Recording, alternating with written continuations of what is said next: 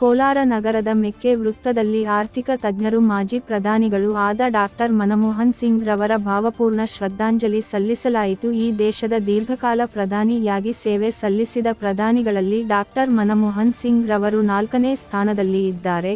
2004 ರಿಂದ 2014 ರವರೆಗೂ ಪ್ರಧಾನಮಂತ್ರಿಗಳಾಗಿ ವಿದೇಶದ ಆರ್ಥಿಕ ಸ್ಥಿತಿಯನ್ನು ಸಾಕಷ್ಟು ಸುಧಾರಿಸಿದ್ದಾರೆ.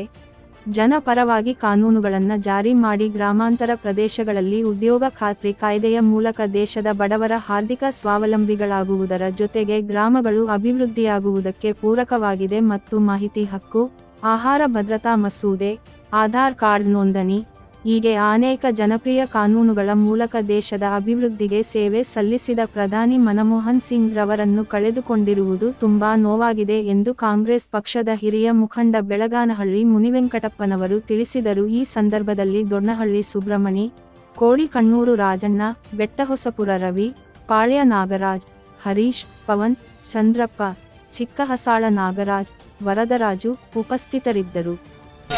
ಸಾಲ ಮನ್ನಾ ಮಾಡಿದಂಥವ್ರು ಹಲವಾರು ಕಾನೂನುಗಳನ್ನು ಮಸೂದೆಗಳನ್ನು ಜಾರಿ ಮಾಡಿ ದೇಶದ ಆರ್ಥಿಕ ಅಭಿವೃದ್ಧಿಗಾಗಿ ಅವರು ಒಳ್ಳೊಳ್ಳೆ ಕಾನೂನುಗಳನ್ನು ಅವರು ಆ ಸರ್ಕಾರದಲ್ಲಿ ಜಾರಿ ಮಾಡಿದ್ದಾರೆ. ಹೀಗಾಗಿ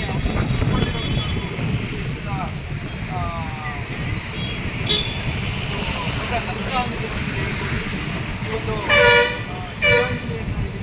ಒತ್ತಾಯ ಮಾಡ್ತಾ ಇದ್ದಾರೆ. ಈ ಒಂದು ಸಂಬಂಧಪಟ್ಟಂತೆ ನಮ್ಮ ಯುವ ಮುಖಂಡರಾಗಿರುವಂಥ ವರದರಾಜರವರು ಒಂದೆರಡು ಮಾತು ಮಾತಾಡ್ತಾರೆ.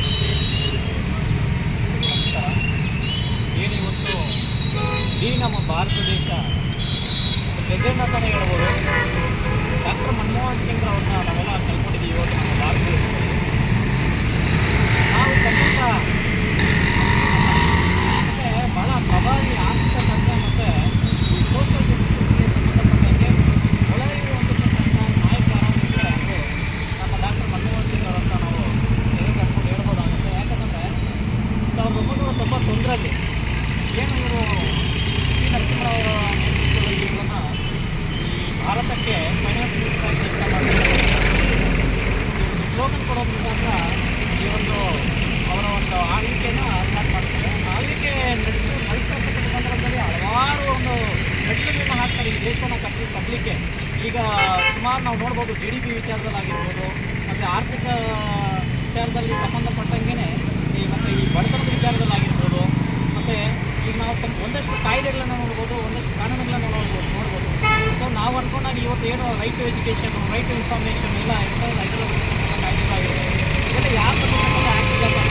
ಡಾಕ್ಟರ್ ಮನಮೋಹನ್ ಸಿಂಗ್ ಅವರು ತಂದುಕೊಟ್ಟಿರ್ತಕ್ಕಂಥ ಆ್ಯಕ್ಟ್ಗಳು ಮತ್ತು ಯುವಜನರು ನಾವು ಸಬಲೀಕರಣ ಮಾಡ್ತಕ್ಕಂಥದ್ದು, urban and rural development and employment generation programme ಕೊಟ್ಟಿರ್ತಕ್ಕಂಥ ಕರೆಗ ಏನು ಸ್ಕೀಮ್ ಇದೆ ಡಾಕ್ಟರ್ ಮನಮೋಹನ್ ಸಿಂಗ್ ಆಗಿರೋದು. ಮತ್ತು 2008ರಲ್ಲಿ 72,000 ಕೋಟಿ ರೂಪಾಯಿ ರೈತರ ಸಾಲ ಮನ್ನಾ ಮಾಡ್ತಾರೆ ಡಾಕ್ಟರ್ ಮನಮೋಹನ್ ಸಿಂಗ್ ಅವರು. ಅದೇ ರೀತಿ ಇವರು ಸತತವಾಗಿ ಏನು ಪ್ರಧಾನಮಂತ್ರಿಗಳು 4ನೇ ಪೀಳಿಗೆ ಪ್ರಧಾನಮಂತ್ರಿಗಳು ಯಾರಾದರೂ ಇದ್ದರೆ ಡಾಕ್ಟರ್ ಮನಮೋಹನ್ ಸಿಂಗ್ ಅವರು 4ನೇ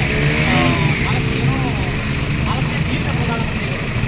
2004ರಿಂದ 2014ರವರೆಗೂ GDP ಆಗಿರ್ಬೋದು, ಆರ್ಥಿಕ ವ್ಯವಸ್ಥೆ ಆಗಿರ್ಬೋದು, ಯಾವುದೇ ರೀತಿಯಲ್ಲಿ ಕುಂಠಿತಗೊಳ್ಳದೆ ಪ್ರಪಂಚದ ಉತ್ಕೃಷ್ಟ ಉನ್ನತ ಸ್ಥಾನಕ್ಕೆ ನಮ್ಮ ಭಾರತವನ್ನು ಮುಂದೆ ತರೋದಕ್ಕೆ ಬಹಳಷ್ಟು ಪ್ರಯತ್ನ ಮಾಡಿದ್ದಾರೆ.